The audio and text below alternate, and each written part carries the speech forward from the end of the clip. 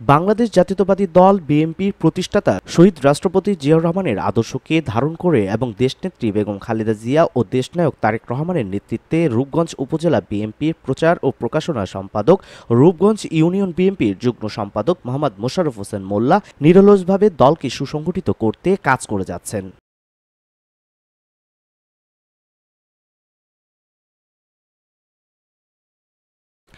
তিনি দীর্ঘদিন ধরে দলের আদর্শ ও গণতান্ত্রিক মূল্যবোধ রক্ষা করতে কাজ করছেন। তার নেতৃত্বে রূপগঞ্জে বিএনপির সাংগঠনিক কার্যক্রম আরও শক্তিশালী হচ্ছে।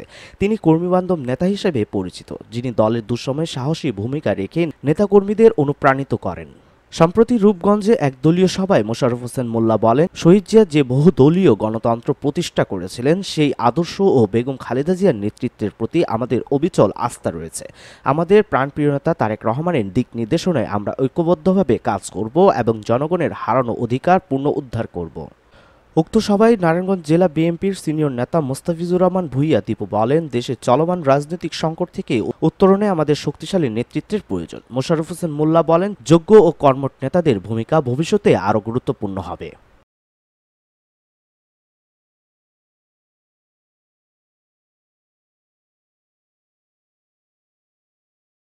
এ সময় মোশাররফ হোসেন মোল্লা দেশনেত্রী বেগম খালেদা জিয়ার আশু রোগ মুক্তির জন্য দেশবাসীর কাছে দোয়া কামনা করেন এবং বলেন, দেশমাতা বেগম খালেদা জিয়া আজ গুরুতর অসুস্থ।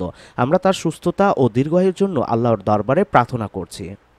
স্থানীয় বিএনপি নেতাকর্মীরা জানান, মোশাররফ হোসেন মোল্লার নেতৃত্বে রূপগঞ্জে বিএনপির কার্যক্রম আর সুসংগঠিত হচ্ছে এবং আগামী দিনে তিনি আরও বলিষ্ঠ নেতৃত্ব দেবেন বলে তারা আশাবাদী। রাজনৈতিক বিশ্লেষকদের মতে, মোশাররফ হোসেন মোল্লার মতো নিষ্ঠাবান নেতারই ভবিষ্যতে বিএনপিকে আরও শক্তিশালী করতে গুরুত্বপূর্ণ ভূমিকা রাখবেন।